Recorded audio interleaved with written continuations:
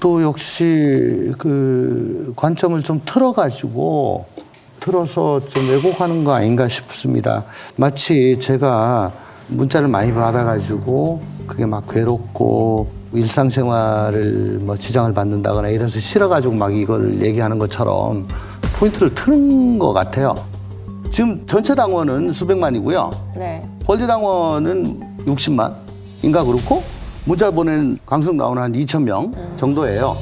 근데 이게 뭐냐면은 예를 들어 조국 교수 문제가 생겼다 칩시다. 그러면 여기에 대해 가지고 계속 얘기하고 끌고 가는 사람은 2,000명이에요.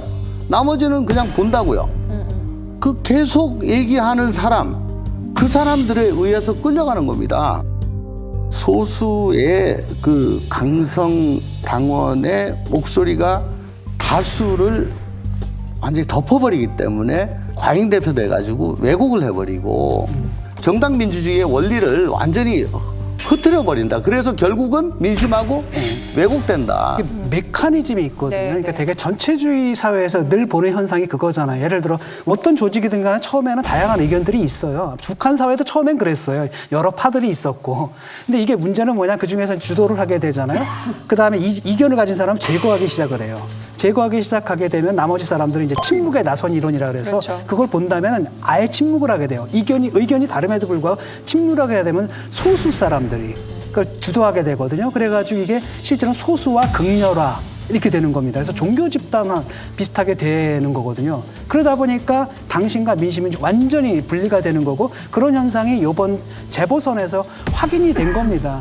근데 지금 그거를 확인하고도 김용민 의원 같은 게 뭐라고 그랬냐면 봐라 내가 당선되지 않았냐. 이것이 바로 민심과 당심은 하나다라는 증거다. 근데 저는 그게 성공 방정식이란 거고요. 그러니까 그의 개인적인 성공 방정식이라는 그러니까. 거죠. 그게. 그러니까 쉽게 말하면 당은 잘못된 길을 갖고 있는데 자기가 최고위원 되는 데는 그 수밖에 없거든요. 그러니까 사실상 개인의 이익을 위해서 당익을 해치는 사실 해당 행위를 하고 있는 거고요. 그러니까 그럼 기회주의적 정치인들이 자꾸 그걸 이용하는 겁니다. 그다음에 이게 넛지라 그래서 보통 그러잖아요. 그 똑같은 조건에 가게가 둘이 있는데 여긴 한 사람이 서 있고 이건 아무도 안 서 있잖아요. 그럼 어떻게 합니까? 사람들이 다 줄줄이 뒤에 가거든요.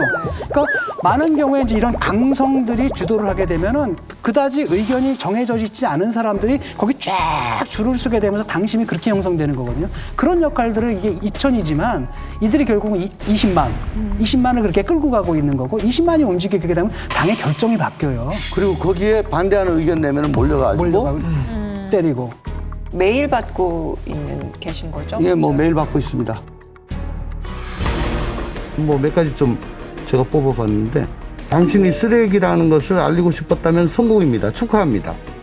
그쪽 일당들하고 다 같이 탈당하고 더민주 이름 더럽히지 말아라. 길을 쓰고 뛰어가봐야 그 발끝에 때도 못 미치는 인간이란 걸 오지게 인정하는 것. 응, 네 얘기야. 뭐 이런 것들이에요. 많게 몇 개까지? 아니 뭐 제가 보지는 않지만 네. 꽤 많이 봤습니다. 그걸 엄청 봤습니다. 차단하면 안 되나요? 차단합니다. 그래도 계속 와요? 그러니까 차단한 걸 또 확인을 하죠. 왜냐하면 이제 그게 따로 통에 들어가 있거든요. 네. 그런데 도대체 무슨 얘기를 하는지 그건 또 보니까. 네. 정당 생활을 해보면요.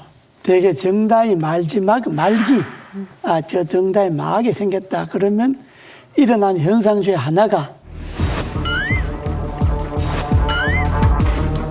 당내 강경 세력들이 이제 부상하는데 방법은 여러 가지예요.